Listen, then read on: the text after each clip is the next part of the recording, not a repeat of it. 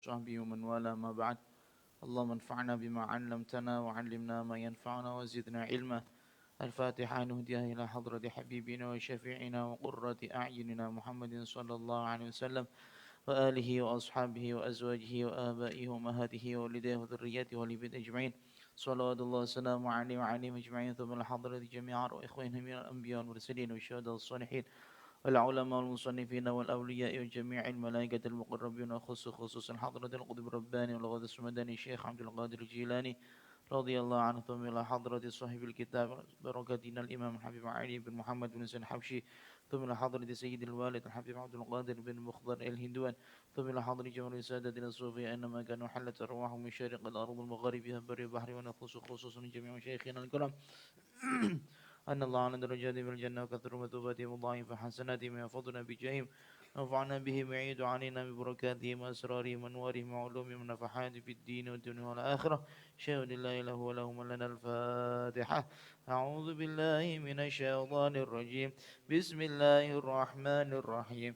الحمد لله رب العالمين الرحمن الرحيم مالك يوم الدين. إياك نعبد وإياك نستعين اهدنا الصراط المستقيم صراط الذين أنعمت عليهم غير المغضوب عليهم ولا الضالين. رب اغفر لي ولوالدي وللمؤمنين آمين. Kemarin pembahasannya masih terkait tentang sifat-sifat kesempurnaannya Rasulullah Shallallahu Alaihi Wasallam. Kita ulas sedikit lagi bahwasanya Habib Ali menerangkan Kanjeng Nabi itu selama beliau dari kecil sampai tumbuh dewasa itu setiap waktunya, setiap saatnya tumbuh dalam keadaan yang paling sempurna. Sifat-sifat zahir maupun sifat-sifat batinnya begitu sempurna mengalahkan kebiasaannya manusia. Makanya kata beliau walam yazal wa anjumu su'udihi thali'ah. Beliau setiap saat, setiap waktu tidak akan berhenti kesempurnaannya, tidak akan berhenti ke keindahannya kan gitu. Begitu juga kesempurnaan ini ditambah lagi oleh Allah Subhanahu wa taala dengan taatnya para makhluk, dengan taatnya alam semesta kepada Rasulullah sallallahu alaihi wasallam. Di antaranya cerita tentang napa? Hujan. Kanjeng Nabi njaluk udan ya ora usah perlu istisqa. Kanjeng Nabi napa meleh mengeluarkan air dari jamarinya juga enggak pakai media apa-apa. Pokoknya Kanjeng Nabi ngakon ya iso. Bahkan Kanjeng Nabi suatu saat pernah menyuruh sebuah pohon untuk berjalan yo, pohonnya berjalan kita putan. Itu kenikmatan yang disempurnakan oleh Allah Subhanahu wa taala menambahi kesempurnaan jati dirinya Rasulullah sallallahu alaihi wasallam. Hingga pada akhirnya beliau sampai pada umur kemarin hatta balagha minal umri asyuddah, sehingga beliau pada umur dewasa di saat kuat-kuatnya, yaitu umur berapa? 40 tahun. Di situ kenapa di umur 40 tahun? Di umur 40 tahun Kanjeng Nabi Muhammad sallallahu alaihi wasallam itu diparani, didatengin oleh satu malaikat namanya malaikat Jibril yang dia tidak akan pernah turun kecuali dengan perintah Allah untuk membawa wahyu kepada seorang nabi dan rasul. Nah, ketika kejadian ini, kita lanjutkan aja dulu nggih. Qala al-muallif radhiyallahu anhu wa nafa'ana bihi wa bi ulumihi wa bi barakatihi fid dharain amin. Fakana mongko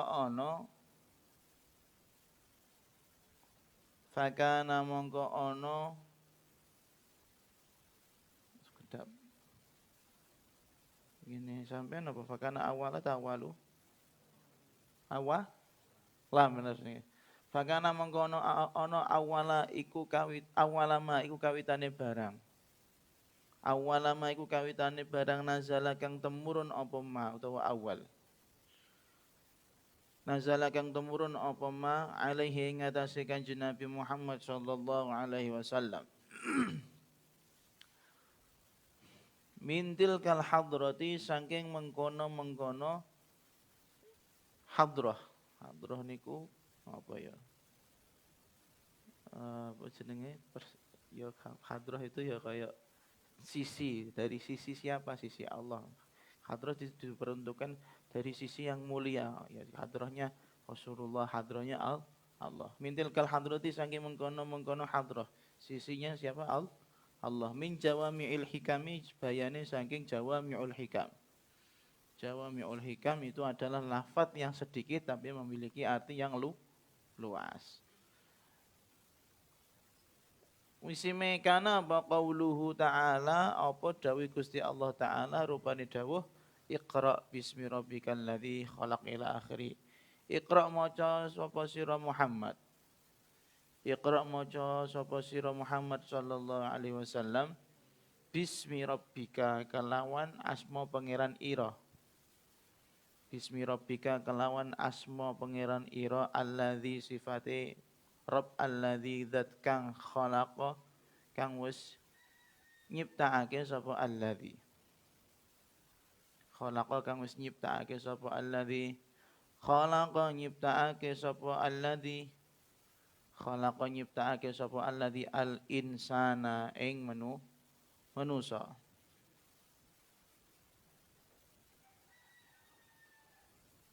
Al insana ing manusa min alaqin saking getih kang kempel. Min alaq saking getih kang kempel. Iqra maca sapa sira Muhammad sallallahu alaihi wasallam. Wa rabbuka hale utahe pangeran ira. Wa rabbuka hale utahe pangeran ira. Al akramu iku zat kang langkung mulya. Al akramu iku zat kang langkung mulya. Sifate rabbuka alladzi zat kang allama murui utawa ngajari sapa alladzi allama kang ngajari sapa alladzi bil qalami kelawan pen allama ngajari sapa alladzi allama ngajari utawa muri sapa alladzi al insana ing manusa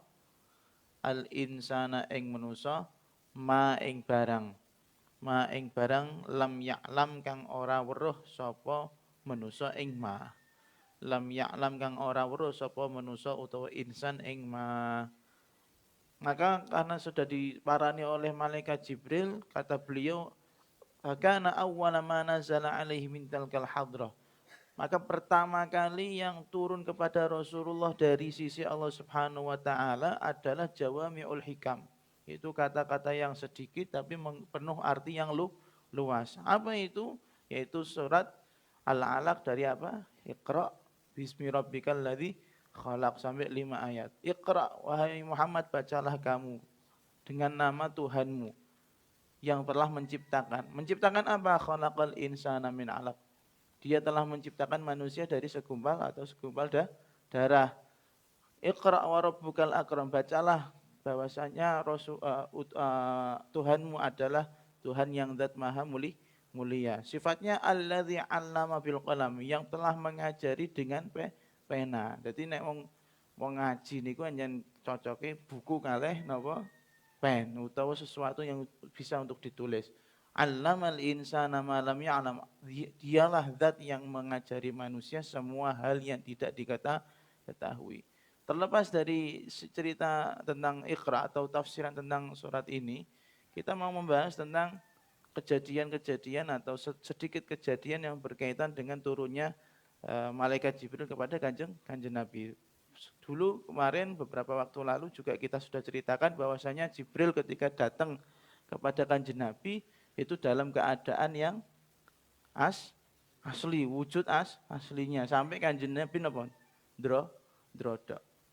Jadi kan Nabi itu juga punya sinyal-sinyal tersendiri, punya isyarah, seakan-akan ini sudah mau saatnya untuk bertemu malaikat kan ngono. Makanya di dalam hadis disebut tahannus ya. Tahannus itu at-ta'abbud al-layali.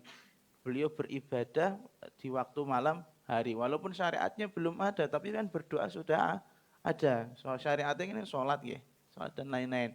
Nah, beliau tahannus bukan di Ka'bah, tapi di mana? Di Gua Hira. Di situ dikatakan bolak-balik berkali-kali. Itu waktu itu Kanjeng Nabi sudah punya istri namanya siapa? Sayyidah Khadijah. Coba Anda pikir, Sayyidah Khadijah kok gelem ya? Ya kok gelem duwe bojo pengangguran. Pikir ta sampean? Duwe bojo pengangguran, ora maning pasar, ora mbut gawe malah akhir-akhir rada kaya wong stres. Napa? Ta'abudul layali, lunga ning gene guwa. Lha apa ya mbah? Nggih ta, Pak? Nggih ta mboten? Masuk ya sapa iki? Sinten?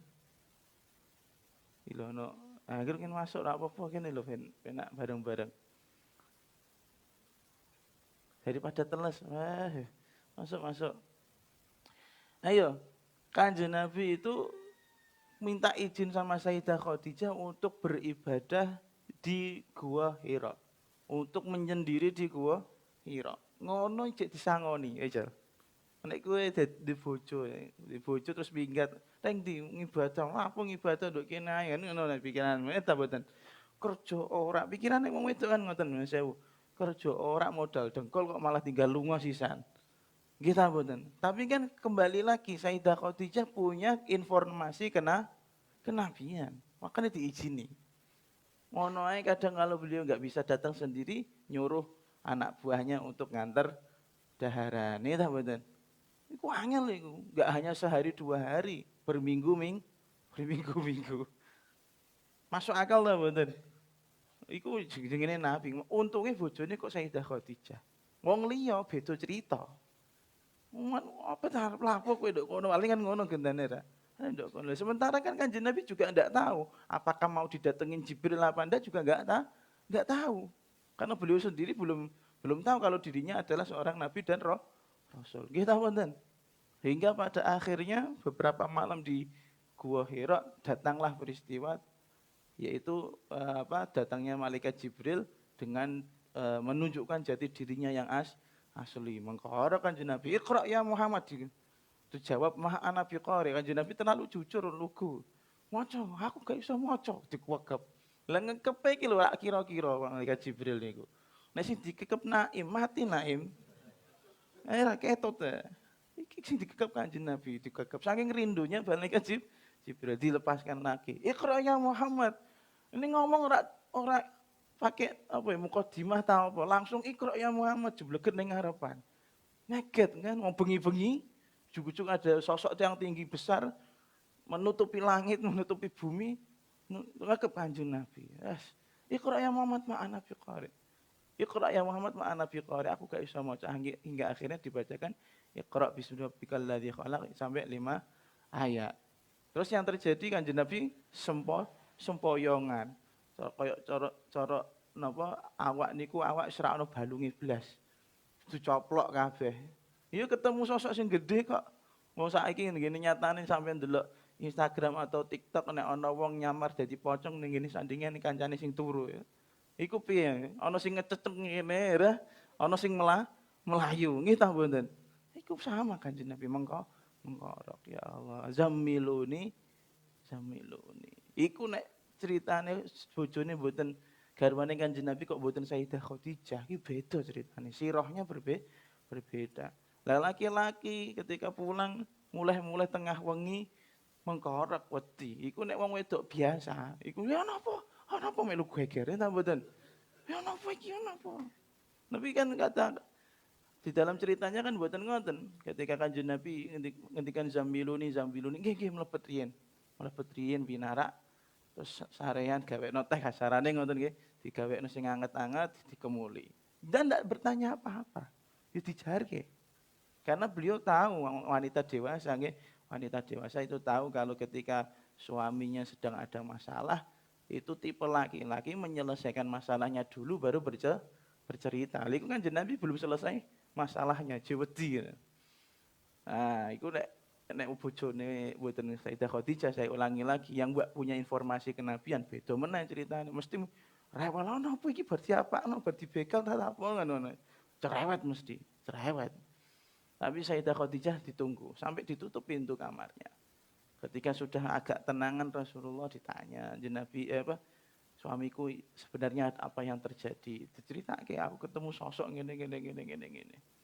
Akhirnya beliau ngedek, mungkin ini yang sudah saatnya bojoku wis dadi seorang nabi dan rasul karena sudah melihat sosok yang luar biasa. Siapa? Malaikat Jibril.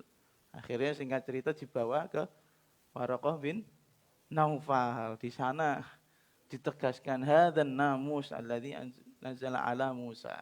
Inilah yang namus. Namus itu malaikat Jibril, istilah atau nama lain dari malaikat Jibril di orang-orang Nasrani zaman dulu nggih. Nah, tapi kalau sekarang namus dalam bahasa Arab itu artinya apa? Nyamuk, penghinaan aslinya. Hadzan namus alladzi nazala ala Musa. Ini adalah namus yang turun pada Nabi Musa. Tapi sebelum itu, sebelum ke Waraqah bin Naufal, Sayyidah Khadijah sempat menginterview sebentar, nanya-nanya. Sebenarnya ada apa? Saya ketemu sama sosok ini. Sosok ini masih ada sama kamu? Masih. Sosok ini masih ada enggak sama kamu? Masih. Kan Sayyidah Khadijah enggak bisa lihat, enggak? Masih ada, Pak? Masih ada. Terus kita tes dulu. Tesnya piye? Tesnya disingkap, roknya disingkap sama Sayyidah Khadijah. Orangnya masih ada enggak? Enggak. Dibalik meneh, ditutup meneh. Oh ini balik neh, onten neh. Dibuka neh, sing disingkap sampai kelihatan paha beliau. Masih ada ndak? Ndak ada. Oh berarti ini malaikat. Malaikat ku gak ngerti aurat. Gak kayak Naim, aurat dibudelok. Ya Allah, ya Allah. Jadi seperti itu. Akhirnya yang paling keren bahasanya Sayyidah Khadijah untuk menenangkan Kanjeng Nabi. Sampai Kanjeng Nabi itu bingung, ya Khadijah mali. Khadijah apa sih yang terjadi pada diri saya? Saya bingung dewe, linglung. Iki mau berketemu malaikat Jibril linglung. Terus akhirnya diceritakan waqala qad khasyituhu alayya. Saya takut sama orang itu. Saya khawatir kalau dia berbuat jelek sama saya. Terus kata-katanya Sayyidah Khadijah ini istri Nabi ya, istri Nabi, bukan istri orang sembarangan, istri biasa lagi. Faqalat kalla absyir, jangan takut suamiku, absyir, bahagialah. Fa wallahi la yukhzikallahu abada. Demi Allah, Allah tidak akan membuatmu menjadi orang yang merugi. Ini kata-kata yang luar biasa, motivator banget atau support banget seorang istri untuk menyupport suami. Makanya sampai dari istriku yang memang bisa betul-betul mensupport Anda. Ya misalnya sampai di pondok ojo golek bojo sing goblok agama. Ngono lho, Jul. Lho iya ora. Mosok kowe wis bar mulang ngaji bocah-bocah barbarane mulai cek ngopeni wong bojo sing goblok kan bingung ya. Ayo tok nggo apa nek rak pinter ngaji ya ngono. Paham ya? Nek rak ndek pondok silahkan cari yang goblok enggak apa-apa. Sing ayu lah, pokoknya ayu tapi aja goblok. Ya Allah. Terus akhirnya pada singkat cerita Kanjeng Nabi sudah tahu kalau dirinya adalah seorang nabi dan rasul. Beliau terus akhirnya suka dengan yang namanya tahanus, berharap ketemu sama sosok itu lagi. Ketemu sama siapa? Malaikat Jibril. Ternyata setelah Iqra turun itu fatratul wahyunya agak lama. Ada yang mengatakan 2 bulan, ada yang mengatakan 5 bulan, ada yang mengatakan setengah tahun, ada yang mengatakan bahkan 2 tahun. Berketemu pertama itu malaikat Jibril, pertemuan yang pertama ya. Itu pandangan pertamanya, setelah itu 2 tahun kosong nggak pernah ketemu sosok itu lagi. Sampai Kanjeng Nabi ku stres. Di dalam kitab di sini saya kemarin taklek. Irsyadus Sari, syarahnya Sahih Bukhari. Itu diceritakan Kanjeng Nabi itu sampai stres sendiri. Aku ku janjane Nabi tenan apa orang? Lu iya, padahal ketemu sama malaikat Jibril karena fatratul wahyunya agak lama, kekosongan wahyu. Setelah Iqra kok bariku ora ana apa-apa. Iku janjane aku nabi tenan ta ora? Secara ilmu kalau sudah jadi nabi kan sering ketemu sama malaikat Jibril. Iki ora bar ketemu terus menengai malaikat Jibril gak medun-medun. Sing Gusti Allah ya ora kaling perintah kan ngono, bingung akhirnya. Bingung sampai Kanjeng Nabi itu di atas gunung, di atas tebing mau menjatuhkan diri. Ceritanya kayak ngono iku, cetok ngene satu sehari silakan Anda cek. Mau gambarnya mau bunuh diri. Karena frustasi, sido dari tempi apa? Ora. Frustasi. Hingga pada akhirnya malaikat Jibril mengatakan dari atas langit, "Ya Muhammad innaka rasulullahi haqqa." Muhammad tenang, kamu itu tetap jadi utusannya Allah, gak bakal dipecat, tenang wae wis tak parani kan istilah. Engko nek mas wayahe wahyu moro ya moro. Artinya gini, dari pelajaran ini frustasi apapun Anda Ya, segila apapun Anda, jangan sampai masalah-masalah itu membuat keimanan Anda hilang. Iman wae percaya. Memang imanku perkara sing abot. Kalau kita sampai mengatakan, Kanjeng Nabi sampai mengatakan mangqala la ilaha illallah dakhalal jannah, sing maca la ilaha illallah, artinya di dalam hatinya walaupun ada iman sekecil apapun dakhalal jannah. Itu memang perlu. Di saat kita hidup sekarang ini itu sebenarnya banyak sekali masalah-masalah yang terasa ringan untuk kita hadapi, dan tidak jarang pula banyak sekali masalah yang membuat kita kadang goyah iman. Temenan, kadang goyah iman itu temenan. Beberapa kali sering kejadian saya alami terakhir-terakhir ini khususnya. Itu membuat saya bingung. Membuat saya ini garani curhat bukan apa-apa. Ada beberapa tetangga kita yang mungkin tidak suka dengan kita padahal kita niatnya baik. Ya, niatnya baik. Iku ndek wingi aku elek temenan sampai pikiranku koyo ngono. Apa aku elek temenan yo? Apa yang saya lakukan ini salah apa enggak? Ternyata ya saya pikir-pikir dengan timbang syariat. Untungnya duwe ilmu ya. Nek duwe ilmu beda meneh.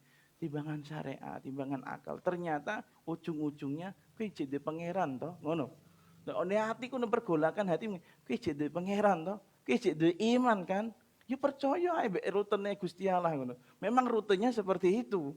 Walaupun pada akhirnya kita mendapatkan tujuan kita, tapi rutenya seperti itu. Bahkan kita mau masuk surga itu lo enggak ora gratis.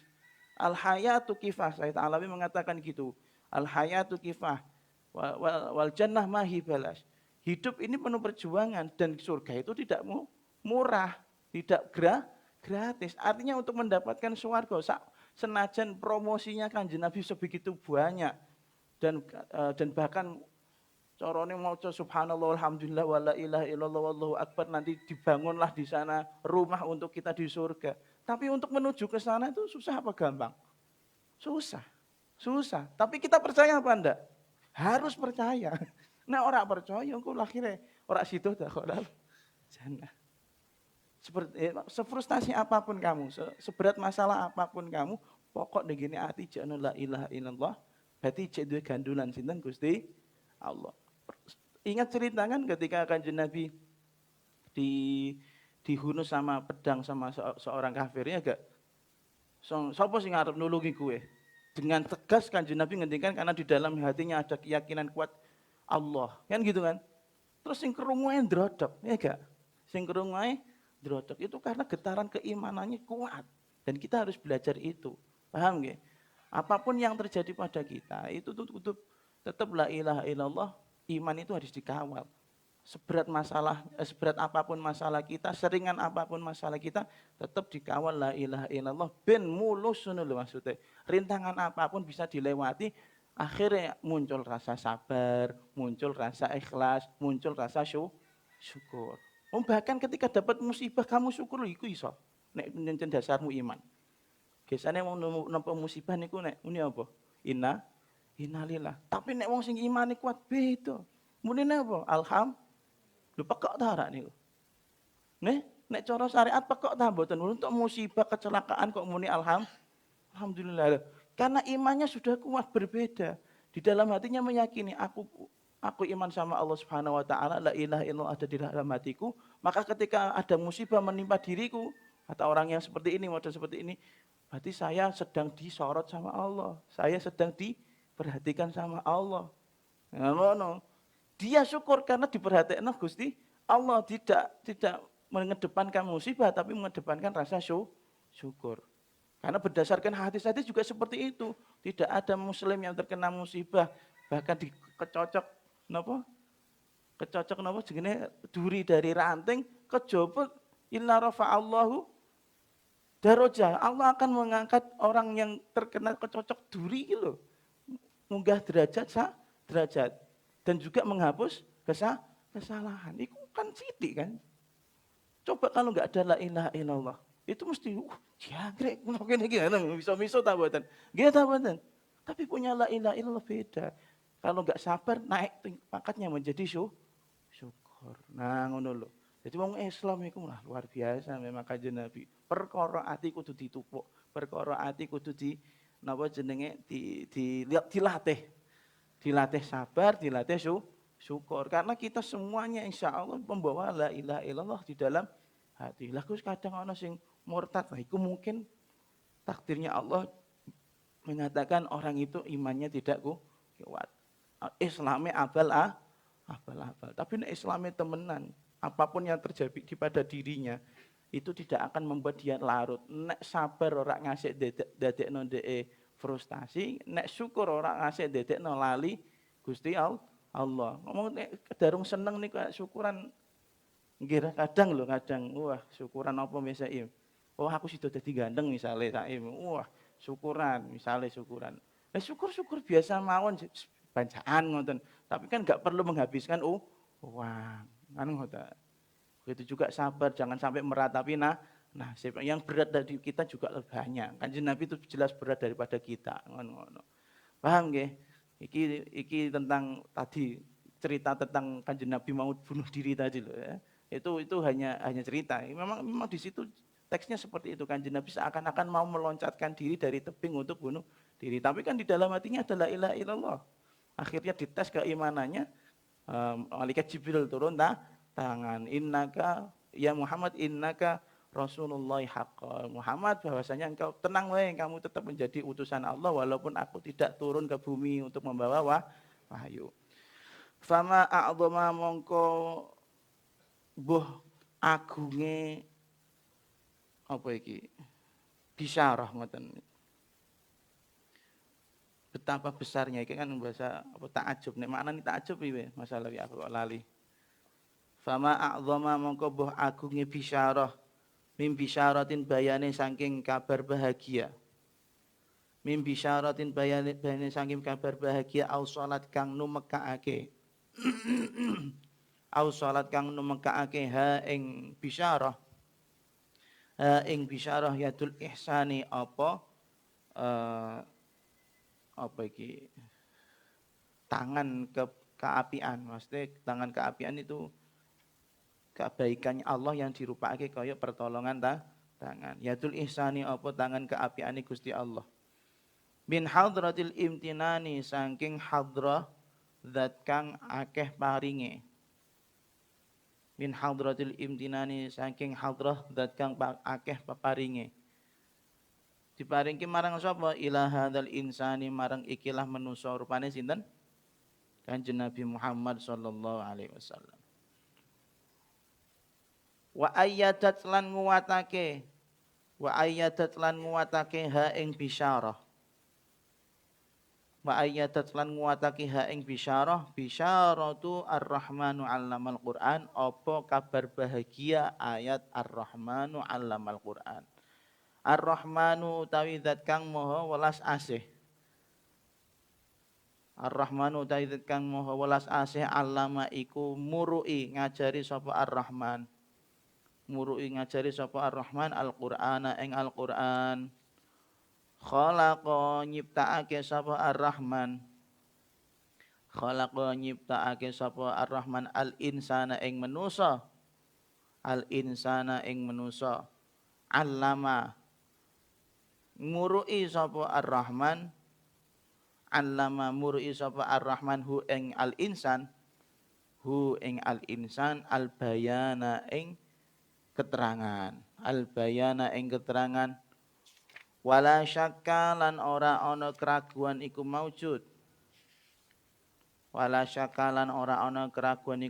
annahu ing sak temene Kanjeng Nabi Muhammad sallallahu alaihi wasallam huwa hiya Kanjeng Nabi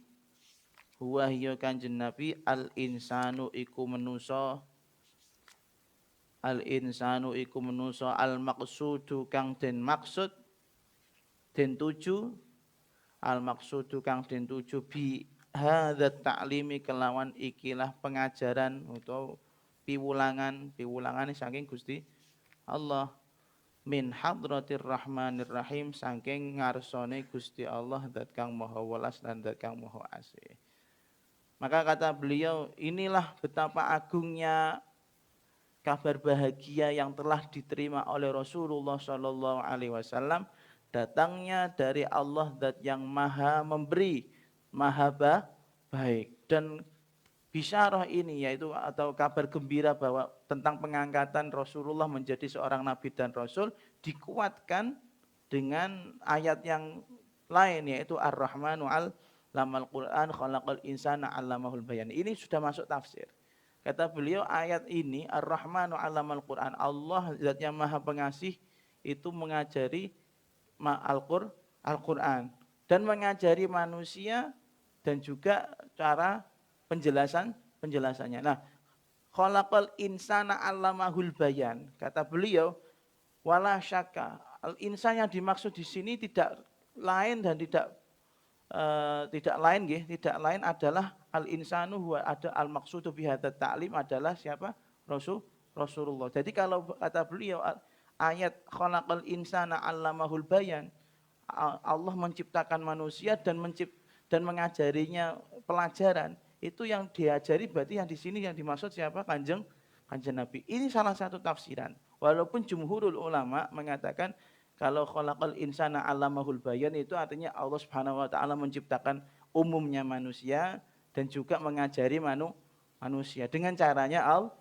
Kita betul. Di antaranya Nabi Adam. Kemudian setelah Nabi Adam ada nabi-nabi yang lain mengajari kita tentang tauhid, mengajari kita tentang ibadah, mengajari kita tentang muamalah dan bahkan mengajari kita tentang bagaimana mengelola sebagai khalifatun fil ardi, menjadi pemimpin di muka bumi. Iku sing ngajari Gusti Allah. Itu jumhurul ulama mengatakan seperti itu. Tapi ada tafsir yang lain seperti yang dikatakan Habib Ali ini, yang dimaksud di dalam ayat ini tidak lain dan tidak bukan adalah Kanjeng Nabi Muhammad SAW. Disebutkan Kanjeng Nabi kenapa? Karena betul-betul Kanjeng Nabi itu ilmunya itu murni dari Allah Subhanahu wa taala. Kita sudah tahu bahwasanya Kanjeng Nabi itu al-ummi. Kalau bahasa artinya secara harfiah al-ummi adalah orang yang tidak bisa baca, tidak bisa menulis. Kemudian dia orang tuanya kapundhut, meninggal. Terus sing ngajari sapa? Paham tak betul? Makanya kata Syekh Ramadan Putih di dalam kitab Fiqh Sirah, beliau mengatakan orang tuanya Kanjeng Nabi kalau enggak dibikin meninggal dulu, itu kenabiannya Kanjeng Nabi masih diragukan. Kenapa diragukan? Karena Sayyid Abdullah itu putranya Sayyid Abdul Muthalib dan punya akses berdasarkan kekuatan yang mereka miliki untuk bisa mendatangkan informasi-informasi tentang kenabian dan tentang cerita-cerita zaman dahulu Bani Israel. Iku nek wong tuhane Kanjeng Nabi ije urip, Kanjeng Nabi menjadi nabi diragukan. Oh, ndek ora pacem dadi nabi ngasine iki sing disampaikno saka ajarane wong tuane kan ngono. Paham nggih? Kayak Gus Dul pinter ku saka bapake iku mesti kan ngono. Ora pinter-pinter dhewe kan ngono mister. Paham nggih sampean? Lah, makanya Kanjeng Nabi itu dibikin yatim dari kecil untuk menunjukkan bahwasanya Kanjeng Nabi inilah khalaqal insan 'allamahul bayan. Gusti Allah sendiri sing ngajari, bukan orang lain. Kok iso ngerti cerita Bani Israel, cerita Nabi Musa, cerita Nabi Isa, nabi-nabi terdahulu? Dari siapa yang ngajari? Ya dari Allah. Tandanya apa? Dia nggak bisa baca, nggak bisa nulis. Orang tuanya sudah kapundhut, tidak pernah keluar dari Makkah. Tapi punya ilmu, mengalahkan al-awwalina wal akhirin. Nah, itu menunjukkan bahwasanya Kanjeng Nabi itu betul-betul ilmunya dari Allah Subhanahu wa taala, ilmu laduni. Ya, dan itu masih diwariskan kepada cucu-cucunya Rasulullah yang secara dzatiyah atau secara ilmu. Kan banyak sekali para ulama yang laduni yo akeh. Ulama sing wali-wali sing laduni yo akeh, habaib sing laduni nggih kata. Nah ini. Nah, jadi kita jangan ini hanya salah satu tafsiran ayat tentang khalaqal insana 'allamahul bayan yang dimaksud adalah Kanjeng Nabi Muhammad sallallahu alaihi wasallam. Allahumma shalli wa sallim asyrafas salati wat taslim ala sayyidina wa nabiyyina Muhammadinir raufir rahim. Allahumma shalli wa sallim wa barik alaihi wa ala alihi. Terus nggih. Summa innahu nuli keri-keri sak temene kelakuan. Summa innahu nuli keri-keri sak temene kelakuan ba'dama nazala ing dalem sak badane barang. Ba'dama nazala ing dalem sak badane temurun ngoten ngapunten. ba'dama nazala ing dalam sak ba'dane temurun alaihi ing atase Kanjeng Nabi alaihi ing atase Kanjeng Nabi al wahyul balighu apa wahyu kang kuat al wahyul balighu apa wahyu kang kuat tahammal mongko nanggung sapa Kanjeng Nabi tahammal mongko nanggung sapa Kanjeng Nabi a'ba'ad da'wati ing beban dakwah a'ba'at dakwati ing beban dakwah wa tablighi lan nyampeake wahyu. Maka karena sudah didatengin sama siapa? Malaikat Jibril, walaupun setelah itu fatrah kekosongan wahyu sampai Kanjeng Nabi napa mau stres, tapi bagaimanapun Nabi kata Habib Ali tsumma ba'da ma nazala setelah Allah Subhanahu wa taala telah menurunkan wahyunya yang kuat yaitu Iqra bismi rabbikal ladzi khalaq. Maka sejak saat itulah tahammal a'ba'at da'wati tabligh. Bagaimanapun kondisinya walaupun ada fatrah tetap Kanjeng Nabi sudah sah memikul beban dakwah dan menyampaikan wahyu. Soalnya sudah ada kejadian ketemu sama siapa? Malaikat Jibril. Kalaupun ada orang saat ini, ada orang saat ini yang bisa ketemu malaikat Jibril ya. Kemudian dia mendapatkan wahyu, maka posisinya sudah terangkat menjadi nabi dan rasul kan ngoten seandainya kan, tapi kan tidak ada kan gitu, tidak ada. Kalaupun ada orang yang ketemu juga gak bakal gawa wahyu sing anyar kan. Malaikat Jibril kan sudah selesai tugasnya. Khusus terus apa malaikat Jibril ngaplo atake. Ya Allah alam ya dia masih memimpin para malaikat lah, tugasnya kan enggak seperti kita. Terus kalau kita enggak sekolah terus ngawoh kan kita kan seperti itu. Kalau malaikat Jibril enggak pasti sibuk lah. Orang dia adalah sebagai kepalanya para malaikat ngurusi sakmono akeh malaikat anak buah kabeh. Iku mesti sibuk dia. Jadi aja mbok kira hanya jenenge ora nurun kene wahyu meneh berarti nganggur deh. Lapo deh urip lagi ngenten ngono kowe omong-omong. Payah. Pokoke piye-piye lah walaupun ada fatratul wahyi, kekosongan wahyu kira Kanjeng Nabi karena sudah ketemu sama malaikat Jibril tetap setelah itu mendapatkan mandat sebagai orang yang menyampaikan dakwah dan orang yang menyampaikan wahyu dari Allah Subhanahu wa taala. Singkat cerita fata'a mongko ajak-ajak sapa Kanjeng Nabi. Fata'a mongko ajak-ajak sapa Kanjeng Nabi al khalqa ing makhluk utawa manusa al khalqa ing makhluk ilallahi marang Gusti Allah. Ilallahi marang Gusti Allah ala basiratin berdasar ing atase peningal ati. Ala basiratin ing atase peningal ati. Fa'ajaba mongko jawab. Fa'ajaba mongko jawab hu ing dakwah. Untuk Kanjeng Nabi boleh. Fa'ajaba mongko jawab hu ing Kanjeng Nabi bil id'ani kelawan taat. Bil id'ani kelawan taat. Sapa sing jawab? Man sapa wong. Man sapa wong kanat kang ana. Kanat kang ana lahu iku tetep keduwe man. Lahu iku tetep keduwe man basiratun apa peningal ati. Basiratun apa peningal ati muniratun kang padang. Muniratun kang padang.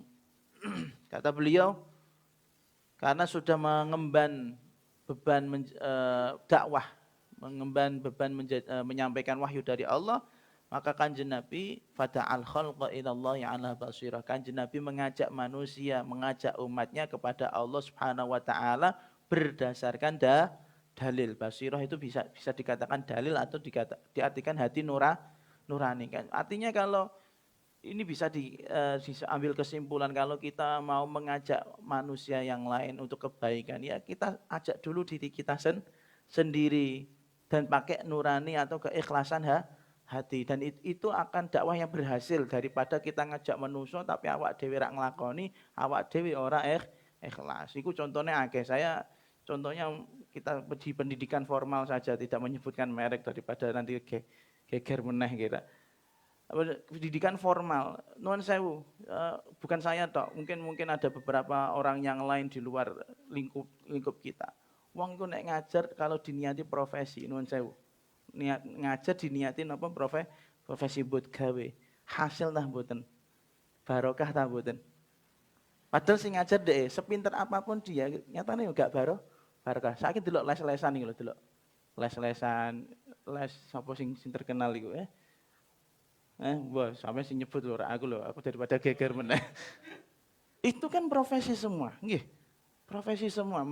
Guru ada pekerjaan guru misalnya. Pekerjaan adalah ustadz. Tapi hasil outputnya, ini anaknya barokah ta mboten? Belum tentu. Sing pinter ya pinter, sing goblok luweh akeh. Beto nek karo pondokan utawa guru ngaji kampung niku. Mereka dasarnya ikhlas. Ilmu nek akhirnya manfaat walaupun yang muridnya enggak kerasa nek iku ilmu manfaat. Nggih ta mboten? Mesti ngajari Fatihah, sing ngajari salat. Manfaat ta mboten kanggo muridé? Karena didasari ngajinya dengan ikhlas. Makanya dakwah itu memang harus ala basirah. Nek pengen masuk di gini murid-murid itu kudu ala basirah. Kudu apa? Dengan hati yang ikhlas. Orang melulu duit. Makanya seperti guru sekumpul itu kalau sudah pengen di makom taklim, makom mengajar yang ingin kudune sugih. Ben ora moto duiten karena lahan kita ini lahan pendidikan, lahan pondok, lahan dakwah itu lahan yang sangat basah. Kowe golek kono narif angger ketok kiki temenan wis iso ngono lho. Ki ngundang aku biyen bisa pira ngono. Lho kok bisa lho aku ana pondok, arep bangun pondok, kira pengen bantu. Ora pengen bantu. Padahal duitnya iso wae balik gede kiyaine dhewe. Saiki kan ngono iku. Saya punya hajat besar, kalau mau ngundang saya 10 juta misalnya kan akeh sing ngono iku. Kata. Salah satu kiai yang terkenal bukan di Kudus Delala, yang dari di daerah Semarang itu ada seperti itu. Ngundang beliau harus sekian juta. Alasannya untuk pondok ya wallah alam itu kan nafsi-nafsi. Jadi dakwah ini kalau ngajar iku nek pengen barokah ning santri-santri utawa murid-murid iku ya kudune ala basirah. Lah saiki muridé ya ngono. Muridé ya gurune niat buat gawe, sing muridé rumangsane mbayari gurune. Gitu mboten. Akhirnya kan enggak ada hormat. Olah guru iku kan tak bayar aku. Nek misalnya tak bayar seharian ndek leh. Kemput-kemput kan ngono ta. Ana sing pikiran ngono lho bocah-bocah iku. Ya Allah Gusti. Akhirnya ya rak gurune rak muridé padha dene. Sing penting nilai keluar, nilai baik di atas KKM gitu. Ranking rak penting, sing penting lulus. Ini apa-apaan ini? Ya wis. Lalu kata beliau Rasulullah itu mengajak manusia dengan berdasarkan hati yang nurani yang baik atau berdasarkan basirah berdasarkan dalil. Artinya selalu dituntun oleh Allah Subhanahu wa taala. Enggak pakai nafsu. Dakwah itu enggak boleh pakai nafsu. Ana sing dakwah nafsu. Salah satu habaib ya cetone nang Kudus wonten. Saya enggak menyebutkan nama tapi insya Allah kalian tahu paham. Itu beliau tuh kalau dakwah ngoyo. Yo apik sih wong ngoyo dakwah, tapi ngoyo golek jamaah, repot iku. Ngoyo golek jamaah. Ya akhirnya yo jamaah tersiksa. Kok iso ora tersiksa dipaksa ngene. Iku ora santri, Bro. Iku orang-orang yang setelah kerja pengen nderek majelis, ngira pengen ngeces ati, yo aja dipaksa. Makanya kita Anwarul Mustafa itu tidak sama dengan kita ngaji seperti ini, ya enggak? Di Anwarul Mustafa itu taklimnya sangat sedikit. Kenapa sangat sedikit? Saake, wis melu maulidan alhamdulillah kok. Kita mboten. Melu maulidan alhamdulillah. Lho saiki ngantos nun sewu, ahad lagi di Grogol ini masjid Muhajirin niku. Lho wong iku masyaallah, gelem ring masjid krana aku sing maulidan, piye jar? Ora gelem masjid krana arep salat niku mboten, tapi gelem masjid krana aku sing maulidan. Takono Mas Cupong. Takono Mas Aswin. Niku lho, Pak ajente budi? Wong salat subuh wis bar. Iku enten maulidan Gus Hanik biasa. Ya Allah, ora krana salat subuh tapi krana Gus Hanik sing mimpin maulid. Ya itu perlu. Ya salah tapi ora oleh disalahno ya. Ora oleh disalahno. Masjid iku anggone salat kok malah dhek mangkat krana salat Patan. Yo kan niatnya kurang pas, kurang pas. Tapi piye meneh daripada masjid kosong, dia gak pernah ring masjid malah hawane elek meneh kan ngoten. Ya Allah, dakwah itu seperti itu. Ala basirah menurut hati nurani, dan hati nurani itu biasanya nyambung kali Gusti Allah. Kalau kita melakukan sesuatu dengan hati nurani, itu biasanya dibimbing kali Gusti Allah. Akhirnya efeknya kembali kepada diri sendiri dan juga kepada orang lain. Tapi nek ora ala basirah, ora ikhlas wis ngono iku, delok guru karo murid ya padha wae. Oke, guru untuk bayaran, sing murid masane Mbah bayar kita mboten. Akhirnya gak kepethuk ngilmune apa. Belajar apa ae, Mbah. Tapi sekolah kono untuk ijazah entuk. Terus untuk apa? Mbah. Mbah tok isine. Terus kata beliau, yang bisa fa'ajabahu bil id'ani man kanat lahu basiratun munirah. Yang menerima dakwah Nabi hanyalah orang-orang yang khusus mendapatkan atau memiliki hati yang sudah diterangi oleh Allah Subhanahu wa taala. Artinya gini, sak level Kanjeng Nabi mawon kalau dakwah itu kadang terlihat tidak berhasil. Contohnya di gini, lingkungan keluarganya ada yang masih kafir. Tahu sendiri kan? Abu Lahab contohnya. Maka dakwahnya Kanjeng Nabi memang bertugas dakwah dan beliau memiliki istilahnya keistimewaan ketika ngajak wong niku wong gampang ketut ya. Gampang derek. Tapi yo delala ana wae wong sing wis kenal Kanjeng Nabi, wis plek karo Kanjeng Nabi dan dekat sama Rasulullah tapi rak duwe ati sing padang. Atine tidak menerima. Senajan iku Kanjeng Nabi, yakin dia itu Nabi. Tapi karena gengsi ya ora iso iman. Makanya kita tuh patut bersyukur. Kita termasuk orang-orang yang insyaallah fa'ajabahu bil id'ani man kanat lahu basiratun muniron. Belum pernah dengar dakwahnya Rasulullah langsung, tapi kita percaya sama Rasulullah. Mending kayak gitu daripada kerungu dhewe tapi ora iman buat apa? Ya, makanya kita patut bersyukur. Insya Allah kita termasuk orang-orang yang sudah ditakdir oleh Allah Subhanahu wa taala hatinya iki padang. Hati padang, hati iki ana nur cahaya dari Allah Subhanahu wa taala. Wahyalan utawi basiratun munirah ngoten. Wahyalan utawi basiratun munirah ijabatun iku jawaban. Ijabatun iku jawaban sabaqat kang disii. Sabaqat kang disii biha kelawan ijabah. Biha kelawan ijabah al-aqdiyatu apa pira-pira qada wal aqdaru lan pira-pira qadar. Al-aqdaru pira-pira qadar tasyarrafa dadi mulya. Tasyarrafa dadi mulya bisabqi kelawan disii atau balapan oleh berlomba-lomba. Bisabqi kelawan balapan atau berlomba-lomba ilaiha marang ijabah al-muhajiruna sapa para sahabat muhajirin wal ansaru lan para sahabat ansor. Maka kita lihat karena memang hati yang padang menerima dakwahnya Kanjeng Nabi itu orang-orang khusus. Kita lihat kenapa bisa seperti itu? Wahya ijabatun sabaqat bil aqdiyatul aqdar. Mereka bisa menerima dakwah itu memang karena sudah qada qadari Gusti Allah. Dan akhirnya orang-orang muhajirin dan ansor, para sahabat muhajirin dan ansor adalah orang-orang yang mendapatkan kemuliaan pertama kali bisa menjadi orang yang menjawab dakwahnya Rasulullah. Ya, karena kalau kita kan menjawab dakwahnya sudah jauh, tapi yang mendapatkan kemuliaan pertama kali bisa menjawab dakwahnya Rasulullah adalah para sahabat muhajirin dan ansor. Ala kulli hal kita alhamdulillah sudah ditakdir oleh Allah Subhanahu wa taala menjadi orang-orang yang dereake ngestokake dakwah Kanjeng Nabi. Tidak ada satupun dari kita yang tidak mau menerima dakwahnya Rasulullah. Walaupun kita akhir, kita masih bisa mendapatkan kemuliaan tersebut. Dan lebih mulia lagi adalah para kaum muhajirin dan ansor. Mereka mulianya apa? Karena menjadi orang yang pertama kali bisa menjawab dakwahnya Kanjeng Nabi. Menjawab artinya mengikuti dakwahnya Kanjeng Nabi. Waqad akmalallahu bihimmati hadzal habibi ashabihi hadzal din Wallahu a'lamu bishawab. Ya gitu saya ulangi lagi, pokoknya sampean ngaji, sampean dakwah, sampean mulang, apapun yang kita lakukan kalau bernilai ibadah iku kudu didasari ikhlas. Kudu didasari ikhlas. Bahkan sampai sholat iku nek iso aja ngasih terpaksa. Rata-rata kan kanca-kanca ya, kayak saya sendiri juga seperti itu, sholat terpaksa, wiridan terpaksa. Kalau sing ngantuk-ngantuk, ya ora apa-apa, terpaksa sing penting asik. Itu yang penting, karena ibadah kalau ndak asik itu saake. Angger setiap krungu adzan iku kayak setan krungu zikir gitu mboten. Ya.